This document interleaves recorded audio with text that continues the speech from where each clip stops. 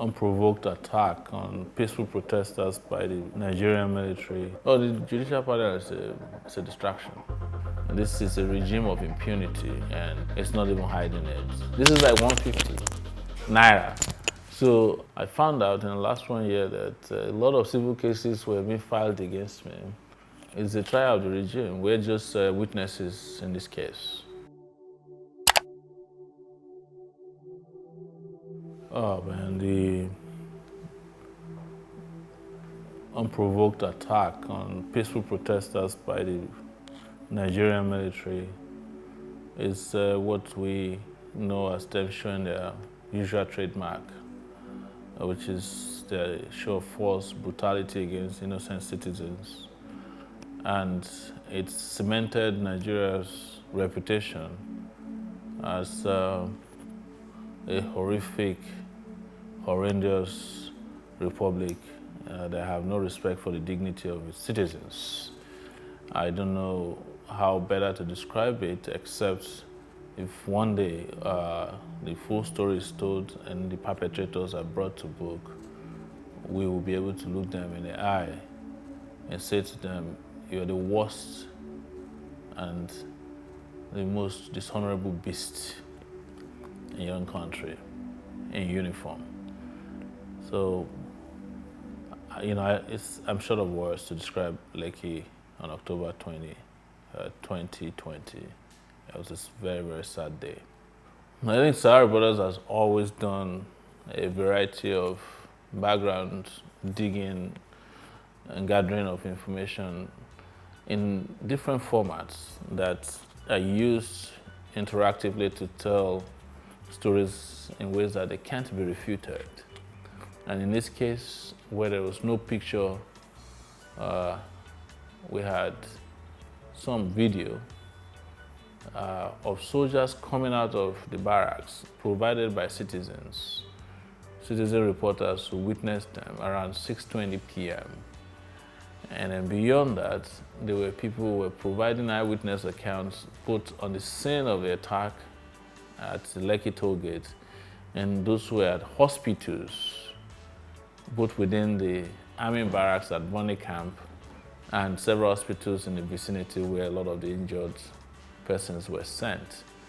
And everything that Sowore reporters reported at that time had been corroborated by the panel of inquiry set up by Lagos State government to investigate and reveal the perpetrators of the Lekki crime. Of course, there's still a lot of cover-ups, but I think Sowore, in my view, did a fantastic job of not only reporting on this matter, but doing so in a timely, instantaneous manner, such that were it not to be the case, the government probably would have done more harm than we know today. Oh, the judicial panel is a distraction.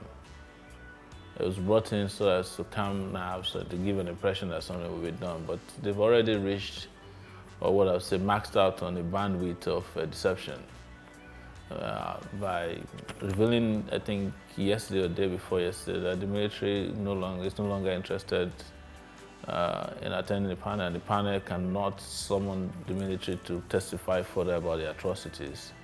That tells you that the panel was a joke, ab initio. I think there are just multiple ways that this must be done. Until the perpetrators are brought to book, there can never be closure. So that must happen, and that's for me the priority. And then compensation, of course. And actually looking for so many of the persons that were killed, identifying their families, helping them to go through this very grievous crime against them, because a lot of them are so scared.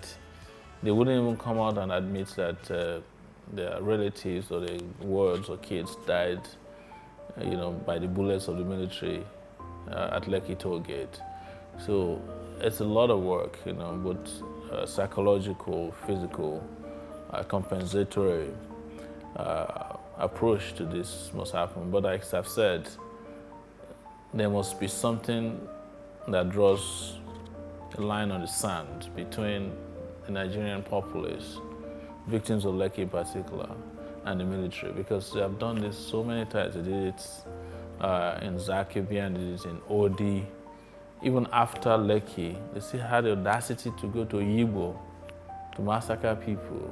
So these guys have not stopped, and they must be stopped. And we must say enough is enough. And I think Lekki is our best opportunity to make a bold statement about ending military brutality by bringing perpetrators to book. I mean, if anybody trusts this admin, no, at all.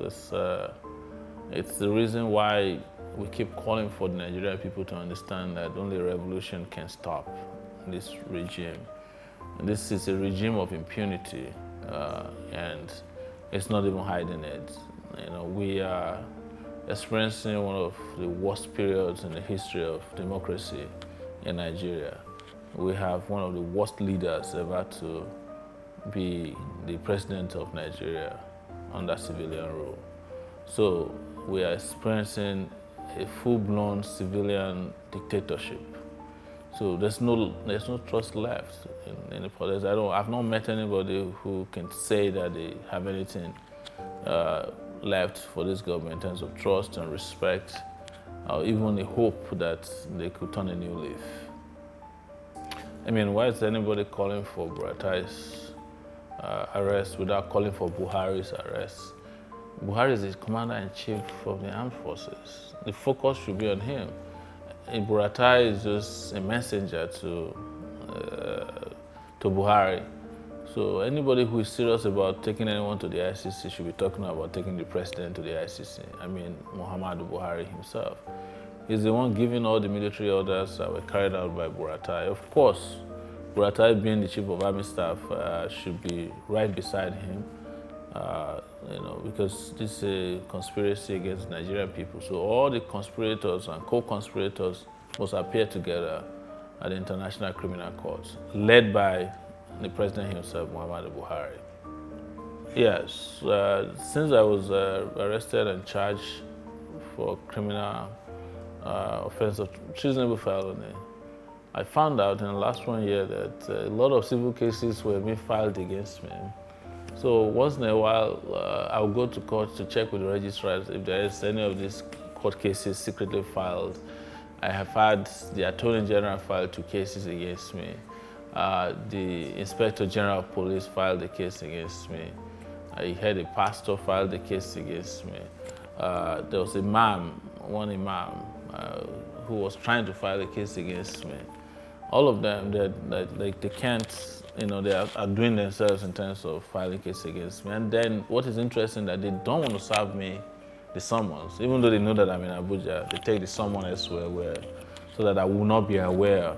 I won't be able to prepare to answer to these civil cases. In some cases also, the military once went to court to try to get me arrested, looking for a court order. The DSS also had been in court to try to get me arrested, filing cases, but which when we found out, they hurriedly withdrew. It's going to play out in our favor. I have said it and I'll repeat it again that these appearances in court and the charges against me are a great opportunity for us to try the regime. It's a trial of the regime. We're just witnesses in this case. And we will do our part to ensure that the trial is completed and that they are convicted in the eyes of the populace. That's you know, so we're fine, whichever way it goes. One of it, and the most important, is Pan-Africanism. I'm an African, you know, by birth, by practice, you know, in every way, form, or shape. The other part would interest you is because I'm cheap.